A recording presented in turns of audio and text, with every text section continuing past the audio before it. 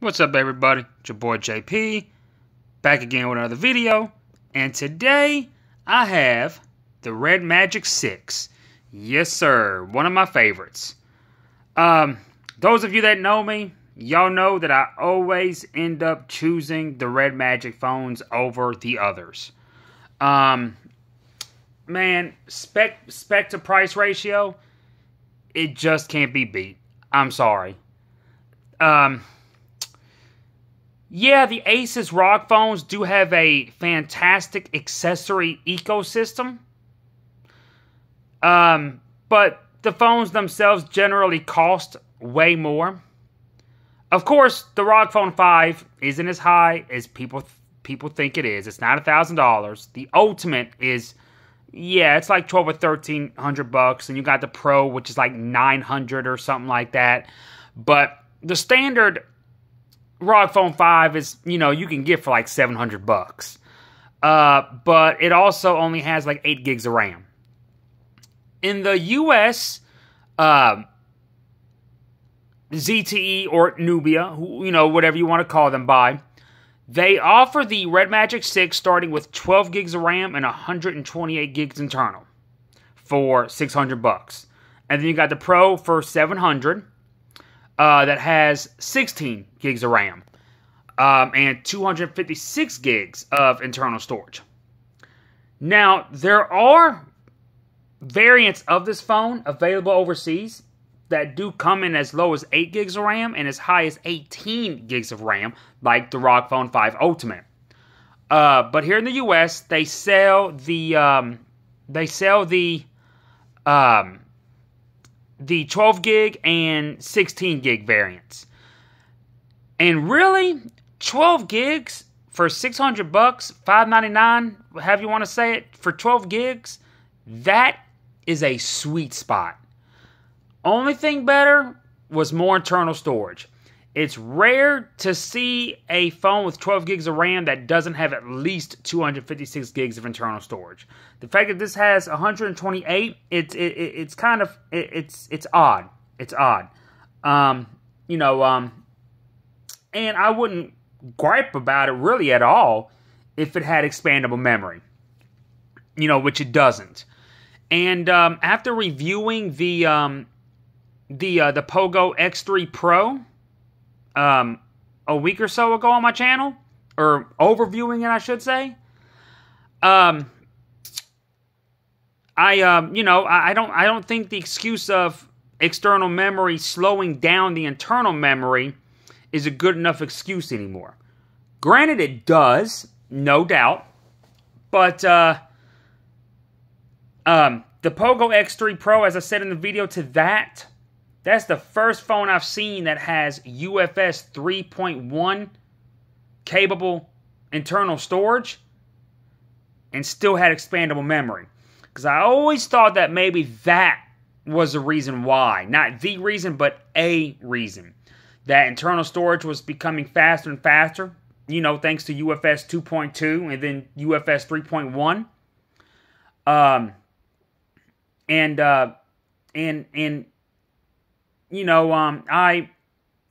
thought that maybe the external storage just slowed that down too much. Which again, it does slow it does slow it down some. It does, no doubt. I won't deny that. But I mean, man, if you're trying to achieve a certain benchmark score, all you gotta do is take the memory card out. I mean, and it's just, I mean, that was a few things I didn't like about the Pogo X3 Pro, but that was one of the shining features that I liked with it. And if there was another phone out before that had UFS 3.1 with expandable memory, it was probably a Samsung. If I had to guess, I would say the Galaxy S20 Ultra, maybe the Note 20 Ultra, S21 Ultra. I don't even know if that even has expandable memory, but I know the Ultras before did. They were the only ones that did. I know the Note 20 Ultra had expandable memory, but the Note 20 didn't. I forgot the exact configurations on the S21s, let alone the S20s, but I think the S20 Ultra still had it too. Well, actually, heck, y'all don't get me lying.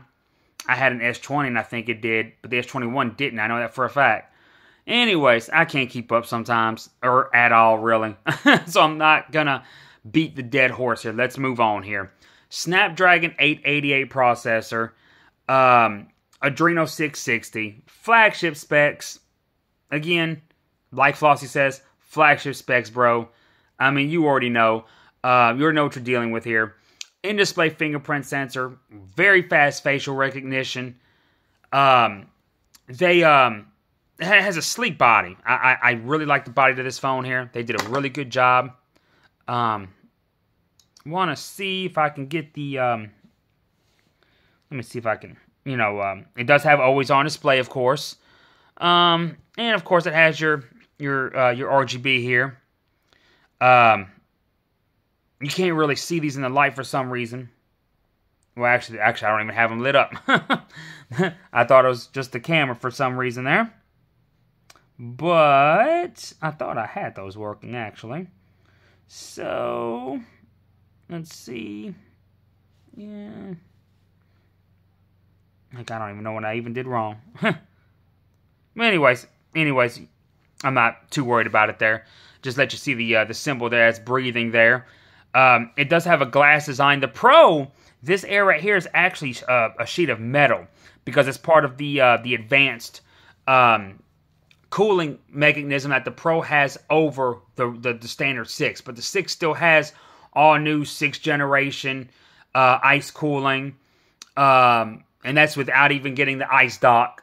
That just adds a whole nother layer. It has triggers. It has dual fans. This has a fan built in, which is, right there. Right above your power button there.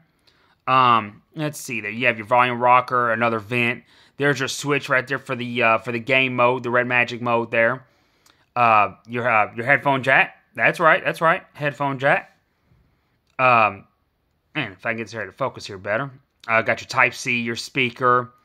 It is aluminum on the sides, and it's Gorilla Glass 6 front and back, and triple camera there.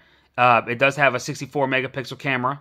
One thing that the RedMagic phones and a lot of the gaming phones really get bad marks on are the cameras. And I remember when the RedMagic 3 came out, they made a big deal about advertising its flagship lens. It was a Samsung. I think it was a 48 megapixel. It might have been the 64. This might be the same one here. But the cameras, the pictures still weren't up to par. And that's the thing. These gaming phones, even though the camera kind of takes a second chair, it's not a priority. Most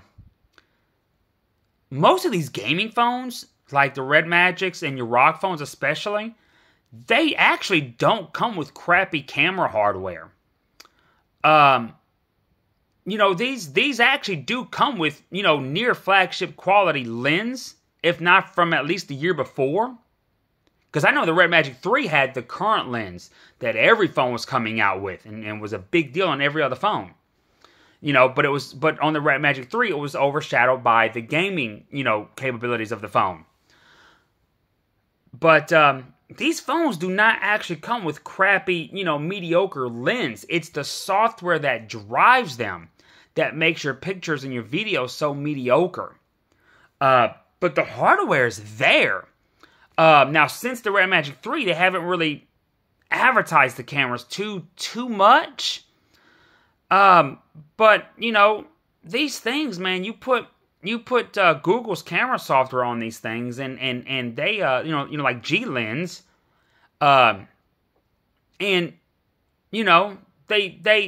imagine they fly they do a decent job. I would think anyways. But of course, as many of you know from my videos, I'm not a camera extraordinaire. That is my weakness as well. While we're talking about weaknesses, let's talk about my strengths, and that is with the bands, the frequencies that a lot of you like.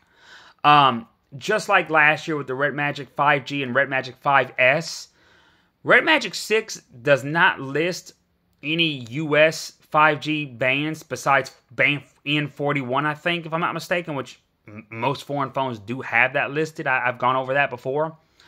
But just was the case with the RedMagic 5G and 5S. This does work on 5G with AT&T, which is what I use it on now. I can also confirm that it does also work on T-Mobile 5G from friends that had this phone, just as they did last year. For LTE, it does have all of the available frequencies that you need. They do have those listed on their website.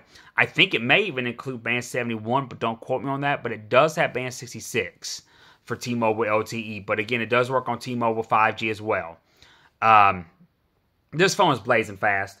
These always end up being my favorite, again, as I said at the beginning of the channel, just because of, I mean, the price, the spec, you're not going to come close without importing, a phone from Xiaomi, or Pogo, I mean, even the Pogo F3, which is like, what, $450, I think, is, it's a great deal, but it has a Snapdragon 870 versus the 888. Now, let me also say this before I go further.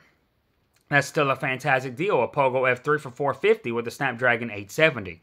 Because in my own testing, especially testing with games like Genshin Impact, and that Nintendo Switch emulator that requires that controller that hugs the phone like a Switch, which I have, I don't really notice the difference in gaming between the 870 and the 888.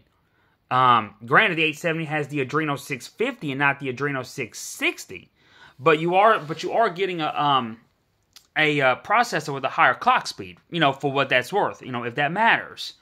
And it's clocked higher than the 865 Plus that a lot of people mistakenly call the 870.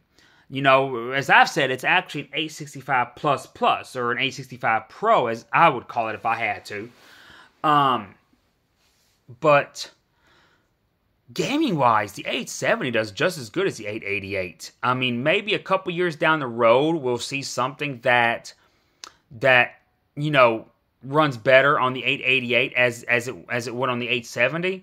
But by the time that comes, we're going to be talking 2 more generations worth of Snapdragon, Qualcomm flagship Snapdragon processors. No one's even going to pay the 870 and 888 any attention anymore, Just my personal opinion.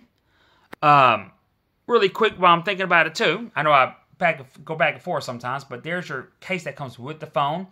It has a hole there for that center area I told you about, but that's really more for the Pro, because the Pro has that metal sheet in place for extra cooling. But that case is actually more grippier than it looks, believe it or not. It does do a somewhat decent job. I don't really care for it. And I typically do like these because they show the aesthetics of the phone off, but I don't like that it's a complete hole in the back. Get your typical red charging cable there in your brick. This just comes with a 33-watt charger, even though the non-Pro is capable of 65-watt. The 65-watt charger doesn't come in the box. It's a 33-watt. But it's still insanely fast, though. Well, let me not say insane. That may be pushing it. But it's still blazing fast, honestly. They didn't go all out on the box this time like they did last year with the RedMagic 5G and 5S. Not a big deal. ROG Phone 5 kind of came out with this whole AR experience, but RedMagic already had the fancy boxes before. So, I didn't get excited about that. So, I don't really mind that this came with the more minimalistic packaging here. I mean, all in all, it's a great phone. Like I said, I really enjoy these RedMagic phones. The built-in fan is really awesome. It's very subtle. It's not too noisy. Keeps the phone cool. I'm trying to think here. There's something I'm missing here. One thing I absolutely love about this new design, it is a new design. I touched on it with the ROG Phone 5, and Nubia did it here as well. But, y'all know, like a month or two before the ROG Phone 5 came out, everyone talked about how it was coming out with a new design. It was going to end up being, all screen. They were going to do away with the bezels. They ended up not doing that. The bezels are pretty pretty integral when it comes to gaming phones, because it's a place for your palms to rest without having to worry about ghost touch, if you will.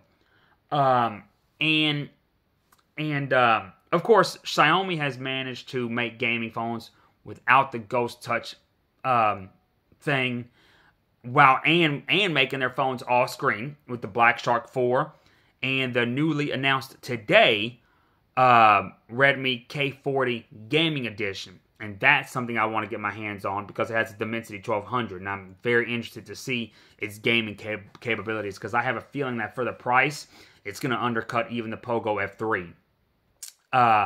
But they are gaming phones without the bezels. They are full screens with the punch hole. And of course, no one's really doing the full screen better than Xiaomi right now, because they have the smallest punch holes in their phones. So, I mean, even though they've gone away from the pop-up selfies, like OnePlus went away from doing them as well, Xiaomi's phones have the smallest freaking punch holes. So, I mean, it's almost like you still have it's like you still have an almost uninterrupted screen. And the ghost touching, from what I've read, is not an issue with the Black Shark 4 and the Black Shark 4 Pro. The Redmi K40 Gaming Edition is kind of designed after the Black Shark 4 with the physical triggers instead of these little capacitive ones. You know, which is one of the reasons why I really want to get my hands on that phone and try it out. Because the actual buttons, the actual tactile buttons instead of the capacitive, I think will feel better in the hands. It'll feel more natural. So I will be getting my hands on that phone as soon as possible. I'm also a big fan of MediaTek's Dimensity chip lineup of chipsets. They're just underdogs, and they're awesome. They're definitely better when it comes to budget and mid-range phones, and they're definitely catching up with Qualcomm in the flagship arena, in my opinion. But this phone is the first and the only phone still to feature a 165 Hz refresh rate. The Redmi K40 Gaming Edition was supposed to have 144 Hz, but they capped it at 120, which is where the Pogo F3 is at. The Black Shark 4, I think, is 144. It might be 120. The ROG Phone 5, I know, is 144. But this is the only one capped at 165. In Flossie's video that he did, he talked about how with the Pro, with the 165 Hz refresh, the battery wasn't lasting. It was lasting a day, but that was it. So it was definitely draining the battery. But I haven't noticed that, and I know that he got his almost a month before they even hit retail in the U.S. And he did, he did say that they were sent to him from Nubia. So he didn't import them, but he did have them earlier as far as the U.S. market goes. I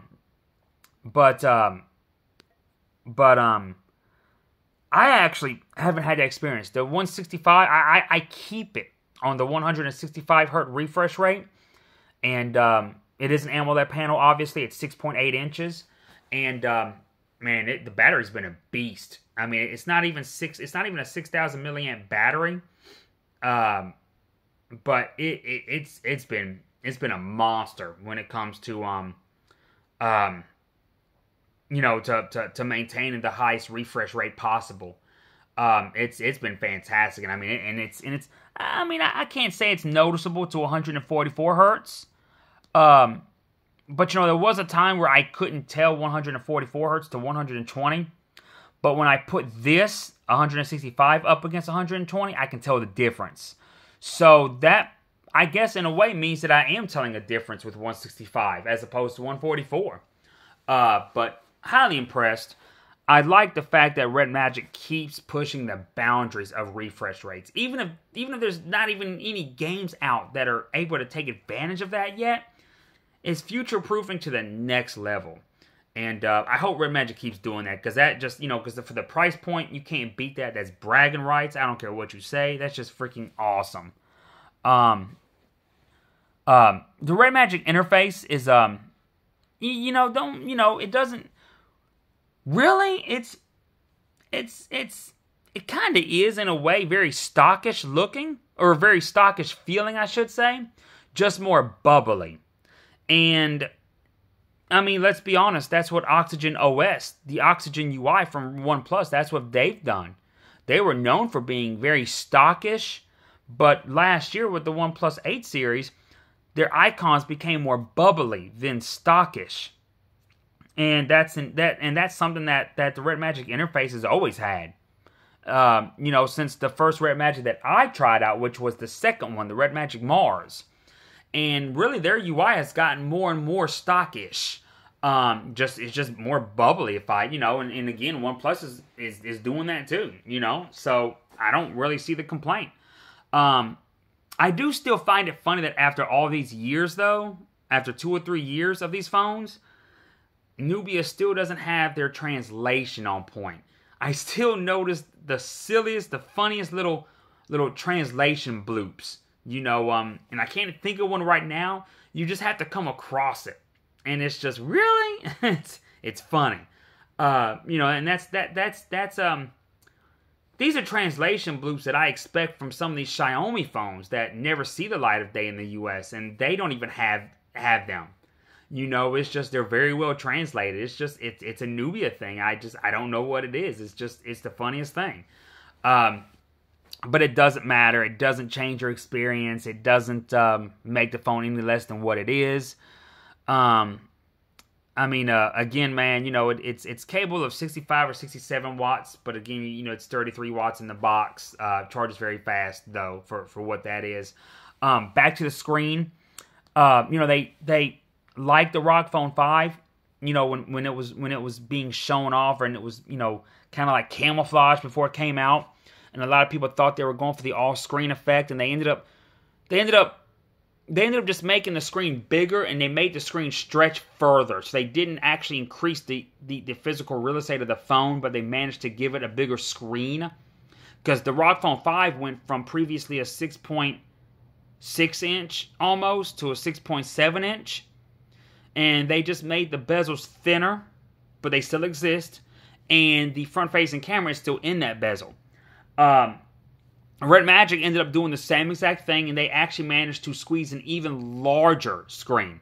This is actually a 6.8 inch, larger than the ROG Phone 5, but still the same real estate almost, if not exactly the same, as last year's predecessor, the RedMagic 5S.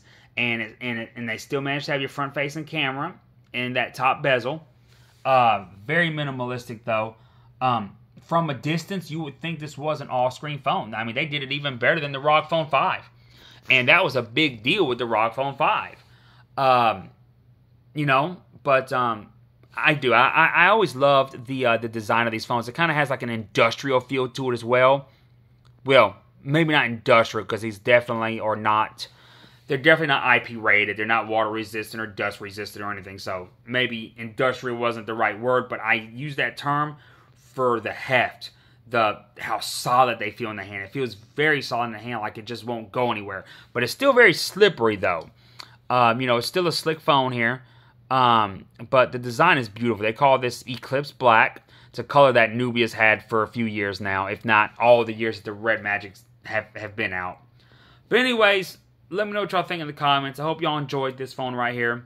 And I will definitely catch on the next one, whatever next one that might be, whatever I have else coming. I do have a few things coming there, if I can get my words straight there. I do, I think I'm caught up on my phones just about, but I have more coming.